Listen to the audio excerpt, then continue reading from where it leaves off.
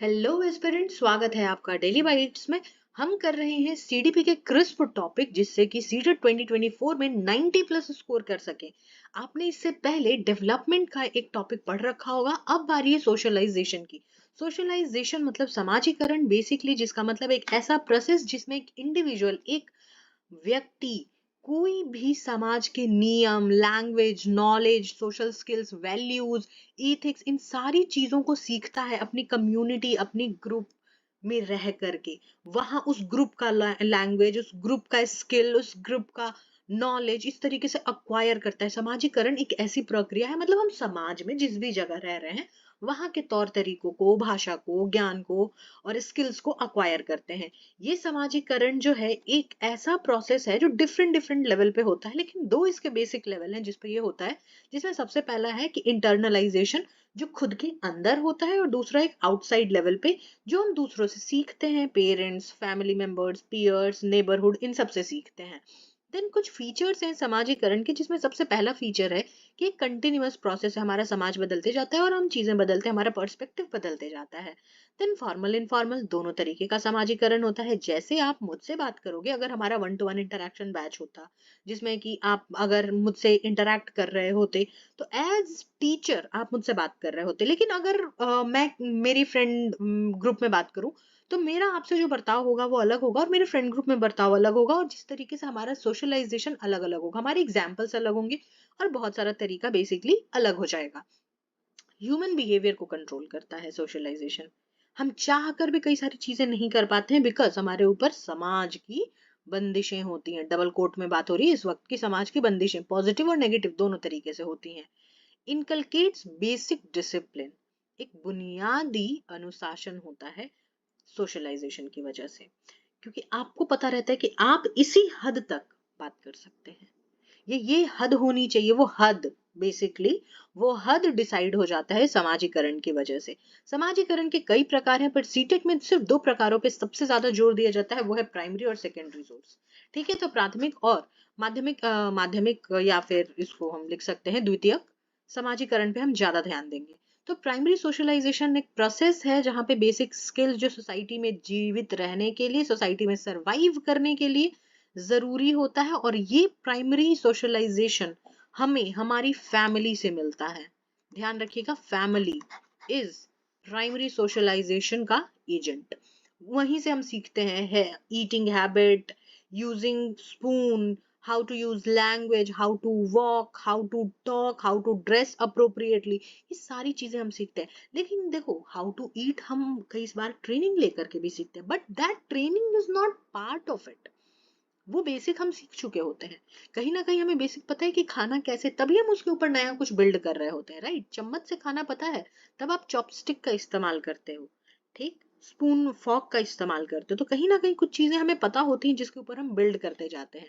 तो this is what primary socialisation is. और secondary socialisation is about how to behave in group, in society, in different culture, in different institution.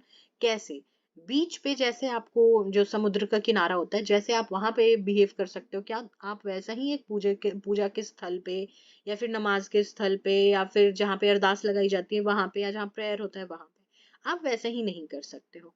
There is a different setup, right. तो वही है secondary socialisation, जहाँ पे different setup में different तरीके से हम पेश आते हैं। वो सेकेंडरी सोशलाइजेशन जो आउटसाइड होम, अब घर की दहलीज पार करते ही आपको जो भी चीजें मिलेंगी, चाहे वो स्कूल हो, नेबरहुड हो, पीयर्स हो, या एक्सटेंडेड फैमिली मेंबर्स हो, मीडिया हो, ये सारी चीजें सेकेंडरी सोशलाइजेशन है। तो प्राइमरी और सेकेंडरी सोशलाइजेशन में अगर हम डिफरेंस की बात करें तो family is social agent, while school, peer group, neighbourhood is a secondary socialisation agent. Unconditional love यहाँ पे होता है, बट यहाँ पे सेम ट्रीटमेंट मिलता है जैसे कि आपकी फैमिली को दिया जा रहा है, आप अपनी फैमिली का पार्ट हो जाओगे फिर, ठीक है। और जैसा एक बच्चे को ट्रीटमेंट मिल रहा था घर में, वैसा नहीं मिलेगा। लिमिटेड व्यू होगा बच्चों का सोसाइटी के ऊपर, क्योंकि वो घर से बाहर अभी निकला नहीं है तो उसको ज्यादा आइडिया है नहीं। यहाँ पे बच्चों को सोसाइटी का एक वाइडर व्यू मिलेगा, जहाँ पे वो अच्छे से समझेगा कि एग्जैक्टली हाउ दिस वर्क्स। जैसे मैं और आप भी समझ रहे हैं, धीरे धीरे धीरे धीरे इन सारी चीजों पे बिल्ड होते जा रहा है। This is what secondary socialisation is. यहाँ पे लर्निंग इनफॉर्मल होती है, यहाँ पे लर्निंग फॉर्मल होती है, जहाँ पे चीजों को आप एग्जैक्टली सेटअप में सीखते हो। तो ये सारी चीजें हैं प्राइमरी और सेकेंडरी सोशलाइजेशन में। दोनों को एक साथ रख के देखें तो प्राइमरी सोशलाइजेशन हमारी अर्ली लाइफ में होता है और सेकेंडरी सोशलाइजेशन अर्ली के बाद बाकी चलते रहता है। अर्ली के साथ साथ ये भी चलते रहता है। ऐसा थोड़ी है कि अगर बच्चा पैदा हुआ है तो उससे कभी दूसरे लोग मिलने नहीं आते हैं। तो जब भी मिलने आते हैं या बच्चा बाहर जाता है तो भी वो सेकेंडरी सोशलाइजेशन का ही पार्ट है। Now coming to agents of socialisation, जिससे सबसे ज्यादा प्रश्न पूछे जाते हैं, तो primary source of primary socialisation है हमारी फैमिली। उसके बाद बाकी जितना है वो सब school, mass media, team, work place, political group, religious group, peer group, ये सारे सेकेंडरी सोशलाइजेशन है। प्राइमरी सोशलाइजेशन में हमारा देखो यहाँ पे मास मीडिया लिखा हुआ है, ठीक है, बुक्स प्राइमरी सोशलाइजेशन में आते हैं। ठीक है, ध्यान रखिएगा हर किसी का प्रेफरेंस अलग अलग होता है बुक के लिए। हो सकता है कि तुम्हें जो राइटर पसंद हो मुझे राइटर ना पसंद हो, मेरा राइटर तुमको बहुत बोरिंग लगे जिसको मैं प्रेफर करती हूँ पढ़ना। तो this is primary socialisation and secondary socialisation. ठीक है, कुछ थ्योरीज हैं जहाँ पे प्राइमरी और सेकेंडरी सोशलाइजेशन को यूज किया जाता है, जिसमें सबसे पहला है ब्रॉम्फेन बेनर की थ्योरी, बायोइकोलॉजिकल थ्योरी, वाइगॉट्स्की की theory, very important from the perspective of CTET, Chomsky, जिसके बाद जिन्होंने लैंग्वेज के बारे में बताया। और लैंग्वेज के सेक्शन में जब आप आओगे, हिंदी, इंग्लिश या जो भी आपका लैंग्वेज होगा उसको करने में, चॉम्स्की आपको मिलेगा। बेंड्यूरा का सोशियो कॉग्निटिव लर्निंग थ्योरी है, जहाँ पे लर्निंग के बारे में बात होगी। साइको सोशल थ्योरी, एरिक्सन की थ्योरी, और जेम्स मार्शिया की थ्योरी ऑफ पर्सनालिटी। तो ये सारे सोसाइटी से रिलेटेड इन लोगों ने बताए हैं कि हमारी लर्निंग भी सोसाइटी से इन्फ्लुएंस होती है, हमारा बिहेवियर भी सोसाइटी से इन्फ्लुएंस होता है, हमारा लैंग्वेज भी सोसाइटी से इन्फ्लुएंस होता है। इन सभी ने इस तरीके से अलग अलग डिफरेंट डायमेंशंस में सोशलाइजेशन को यूज किया है। अब हम जूम इन करेंगे हमारे वाइगॉट्स्की की थ्योरी पे, क्योंकि अगेन वाइगॉट्स्की से हर बार सवाल आता है। हम वाइगॉट्स्की और चॉम्स्की को भी पढ़ेंगे और बहुत ही क्रिस्प मैनर में पढ़ेंगे जितने में हम खत्म कर लें। तो स्विच करते हैं हम वाइगॉट्स्की की थ्योरी पे। Alright, coming to Vygotsky's theory of cognitive development, Vygotsky का संज्ञानात्मक विकास सिद्धांत। सबसे पहली चीज ये समझने की जरूरत है कि वाइगॉट्स्की ने एम्फसाइज किया है, बहुत ज्यादा जोर दिया है कि जितना ज्यादा हम सोसाइटी से इंटरैक्ट करेंगे उतना ही ज्यादा हमारे कॉग्निशन का, हमारे संज्ञान का विकास होगा। मीनिंग मेकिंग की बात इन्होंने की। अब देखो डबल कोड में यहाँ मीनिंग मेकिंग लिखा हुआ है, इस वर्ड को याद रखना। एक्टिव एक्सप्लोरेशन, मीनिंग मेकिंग, ये दो वर्ड्स बहुत ही इंपॉर्टेंट है और बार बार सीटेट में पूछे जाते हैं। और यहाँ पे इस चीज से रिलेटेड कई सारे सवाल आपको देखने के लिए मिलेंगे। तो वाइगॉट्स्की का क्वेश्चन आपको 7, 8, 9 नंबर तक जाते जाते आपको वाइगॉट्स्की से रिलेटेड क्वेश्चन देखने के लिए मिल जाएगा। जो सोसाइटी में हमारी सोशल लर्निंग होती है, दैट प्रीसीड्स डेवलपमेंट। हम सीखते जाते हैं, डेवलप होते जाते हैं। According to Vygotsky, first we learn then we develop. हम लर्न करते जाते हैं और डेवलप होते जाते हैं। ये कंटिन्यूअस प्रोसेस है जो होते रहता है। इन्होंने सोसाइटी के सोसाइटल प्रोसेसेस को ऐसा माना कि हमारे हाइयर मेंटल प्रोसेस के लिए वो बहुत ही इंपॉर्टेंट होता है। हम उसी से सीखते हैं, उसी से आगे बढ़ते हैं। और इन्होंने क्लेम भी किया, Vygotsky claimed, learning is an essential and universal aspect. सीखना सांस्कृतिक रूप से या संगठित रूप से, विशेष रूप से मानव मनोवैज्ञानिक कार्य के रूप में उभर के आता है। हमें सीखना ही सीखना है, हम सीखते ही है। हमारा ये एकदम यूएसपी है कि हम सीखते ही सीखते हैं। ह्यूमन बीइंग बाकी सबसे अलग कैसे है? क्योंकि वो चीजों को सीखता है, अडेप्ट कर सकता है। तो वैसे ही इन्होंने भी कहा कि हम चीजों को सीखते हैं, ये यूनिवर्सल एस्पेक्ट है। लेकिन उसमें हमारा कल्चर, हमारा सोसाइटी बहुत बड़ी भूमिका निभाता है, ये बताया वाइगॉट्स्की ने। वाइगॉट्स्की ने हमें ये भी समझाया कि इनर स्पीच कैसे इंपॉर्टेंट होता है। अभी जब हम पियाजे पढ़ेंगे तो उसमें हम वाइगॉट्स्की और पियाजे दोनों के बीच का जो कॉन्ट्रास्टिंग कैरेक्टर है वो भी देखेंगे। अभी यहाँ पे देखो, वीडियो को पॉज करो, यहाँ पे देखो कि बच्चे वही कर रहे हैं जो बड़े दिखा रहे हैं। तो बच्चे जेन्युइनली वो फॉलो करते हैं जो अपने आस पास वो देख रहे होते हैं। और इसी चीज को ऑब्जर्व करके थ्योरी के रूप में पिरोया वाइगॉट्स्की ने। इसीलिए इनके थ्योरी को socio cultural theory of development भी कहते हैं। कमिंग बैक कि अगर हम वाइगॉट्स्की की थ्योरी देखें, उसमें 3 इंपॉर्टेंट कंपोनेंट है। More knowledgeable other, that is MKO, ZPD, zone of proximal development, and scaffolding. यही वो 3 पॉइंटर्स हैं जहां से सवाल देखने के लिए मिलते हैं। आंख बंद करके आप इस जगह से ये 3 वर्ड को आंसर कर सकते हो और बहुत ही सिंपल सरल है समझना। 1 मिनट में समझते हैं इसको। देखो, इजी टास्क तुम अपने से कर लेते हो। ZPD वो जगह है जहां पे तुमको काम करने के लिए हेल्प किया जाता है, और वो हेल्प क्या है, स्केप फोल्डिंग, जो तुम्हारे डिफिकल्ट लेवल तक पहुंचाता है। और कई बारी एक लेवल ऐसा भी होता है जहां पे हेल्प भी दे दिया जाए फिर भी कोई पहुंच नहीं सकता है। तो अगर एग्जैक्टली देखें तो this is something what you can do. Similar simply एक सिंपल भाषा में समझिएगा, this is what you can do on your own. आप पढ़ सकते हो। ZPD बन के आया डेली वाइट्स, और ये lecture what you can learn with the help. And there is something, अब आप सोचो कि 10 दिन एग्जाम का बचा हुआ है, आप सोचो 8 दिन एग्जाम का, 7 दिन बचा हुआ है, और भाई हम 125 प्लस स्कोर कर लें without studying anything. That is what, किसी भी चीज को लेकर के चलो, दैट इज बियॉन्ड रीच। तो वो हो गया बियॉन्ड रीच। अब यहाँ पे देखो टेक्नोलॉजी, टूल्स, नॉलेजेबल अदर्स, ये सब आ रहे हैं। तो अब ये कैसे आ रहा है, सब एक दूसरे से कैसे जुड़ा हुआ है, देखते हैं। जो मोर नॉलेजेबल अदर होते हैं, जिनको हम MKO कह रहे हैं, दिस इज मोर और लेस सेल्फ एक्सप्लेनेटरी टर्म। यहाँ पे कोई भी है ऐसा जो बच्चे से ज्यादा जानता है, वो guardian, senior, educator, experts, professionals, कुछ भी हो सकते हैं, कोई भी हो सकता है। बहुत ही सिंपल सा एक टॉपिक है कि मोर नॉलेजेबल अदर कोई भी हो सकता है, and sometime it can be new setup, new company. हर बार जरूरी नहीं है कि कोई इंसान हो जो मोर नॉलेजेबल अदर हो, कुछ भी हो सकता है। तुम अभी भी सीख रहे हो, तुम्हारे पास एक टूल है, फोन है, लैपटॉप है, जिसपे तुम ये लेक्चर देख रहे हो, सुन रहे हो, तो तुम सीख रहे हो। ठीक है, तो मोर नॉलेजेबल अदर इस वक्त डेली बाइट्स है तुम्हारे लिए, और वो तुम्हारे ZPD को समझते हुए स्केप फोल्ड कर रहा है। ये लेक्चर स्केप फोल्डिंग का काम कर रहा है ताकि तुम 90 प्लस स्कोर कर सको। ठीक हो गई बात। ये प्लेलिस्ट, जिस प्लेलिस्ट में आपको ये सारा लेक्चर मिल रहा है, ये प्लेलिस्ट मोर नॉलेजेबल अदर की तरह वर्क करेगी, स्केप फोल्ड करेगी आपको, ताकि आप अपने ZPD तक पहुंच पाए। जो भी इलेक्ट्रॉनिक गजेट्स होते हैं, इलेक्ट्रॉनिक इंस्ट्रक्टर्स होते हैं, वो सारे मोर नॉलेजेबल अदर्स में आते हैं। बेसिकली मोर नॉलेजेबल अदर उन्हीं को बोलते हैं, मोर नॉलेजेबल जिसके पास ज्यादा ज्ञान है, अदर्स जो मुझसे ज्यादा जानता है, वो सभी मोर नॉलेजेबल अदर है। कई बार ऐसा होता है कि मैं अपने टीम में बात कर रही होती हूँ, look I don't know about these all things, kindly tell me about that. तो उस टाइम पे मेरे टीम मेंबर्स मेरे लिए मोर नॉलेजेबल अदर हैं। तो this is what MKO is about. Now more knowledgeable other हमारी ZPD को, जो भी हमसे ज्यादा जानता है, वो मोर नॉलेजेबल अदर होता है। ठीक है, वो हमारे ZPD को पहचानता है और उसी से हम आगे बढ़ते हैं। Parents, teacher, coach, mentor, peer, older sibling, कोई भी हो सकता है।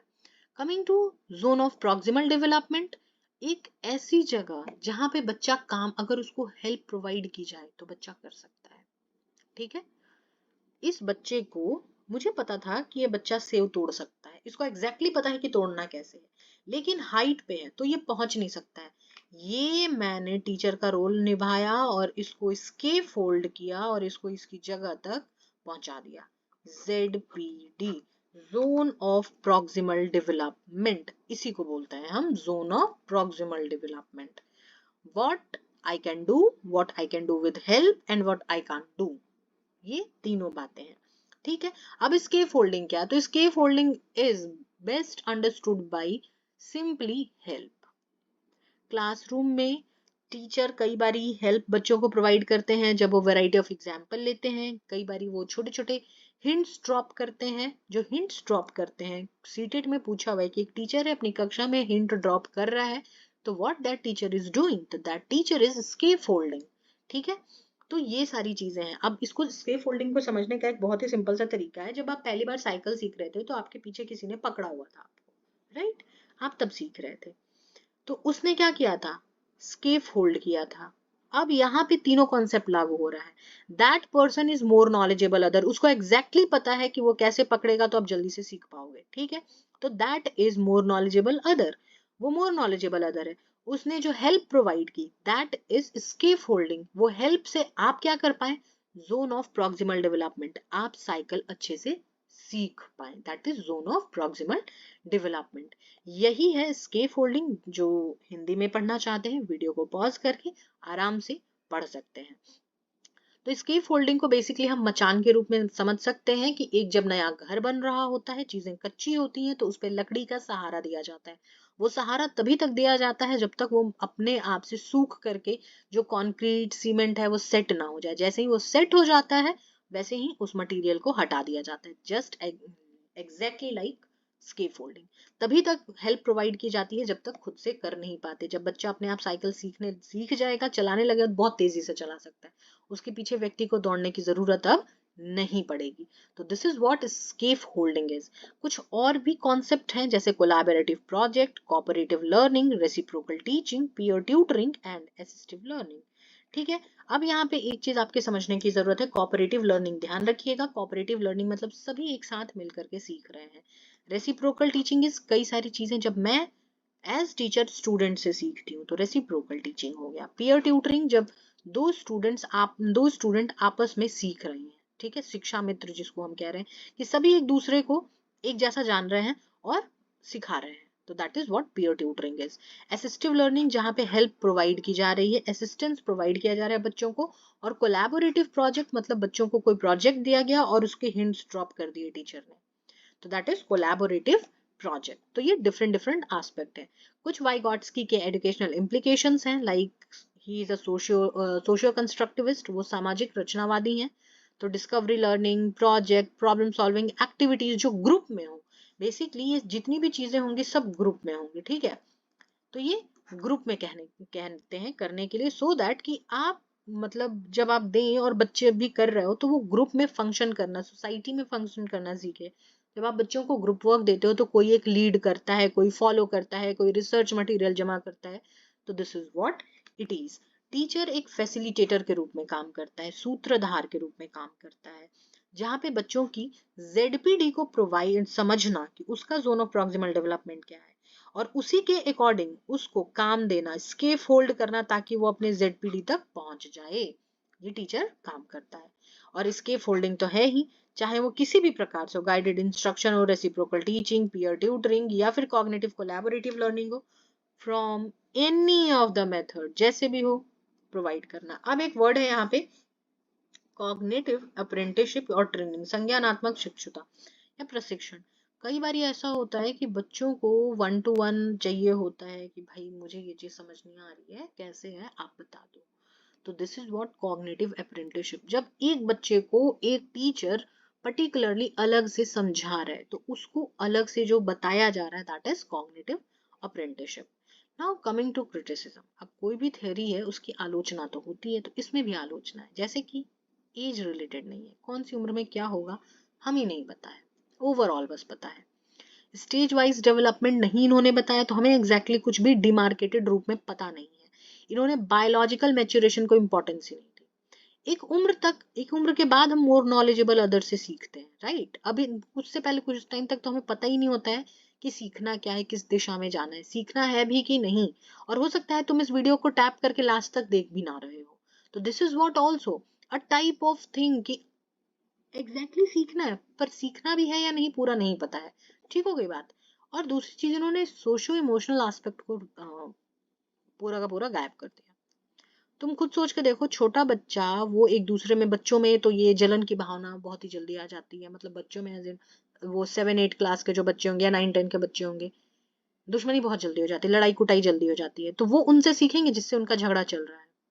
नहीं सीखेंगे। तो वो उनके साथ अगर ग्रुप में तुम बांट भी दो तो वो उनके साथ काम करना चाहेंगे? नहीं चाहेंगे। तो जब वो काम ही नहीं करना चाहेंगे तो सीखेंगे कैसे? तो इमोशनली कनेक्टेड रहना भी बहुत इंपॉर्टेंट है, तभी उससे चीजें सीखी जा सकती हैं। तो इन्होंने इन सारी चीजों को इग्नोर कर दिया। That was all about Vygotsky and socialization. So this was it for today's lecture. मिलते हैं अगले लेक्चर में कुछ नया सीखने, कुछ नया जानने के लिए। तब तक कोई डाउट, कोई कंफ्यूजन, कोई क्वेरी हो तो आप मुझसे इंस्टाग्राम के थ्रू जुड़ सकते हैं, and the handle is just right in front of you. Go there, ask me your doubt, I will be there to helping you out. Until then, हमारे Telegram channel that is teacher education resource group, उससे जुड़ना ना भूले। वहां पे कोई भी आती हुई न्यूज अपडेट जो कि एस्टेट, सीटेट और बाकी इस तरीके के किसी भी प्रकार के एग्जाम से रिलेटेड है, टीचर एजुकेशन के फील्ड में इंपॉर्टेंट है, तो उसकी न्यूज अपडेट आपको यहीं पे मिलेगी। तो जरूर जुड़े, और तब तक के लिए डेली बाइट से जुड़ना ना भूलें। Do subscribe to our channel as well as do not forget to mention your memorable comments in the comment section down below. Thank you and God bless you all.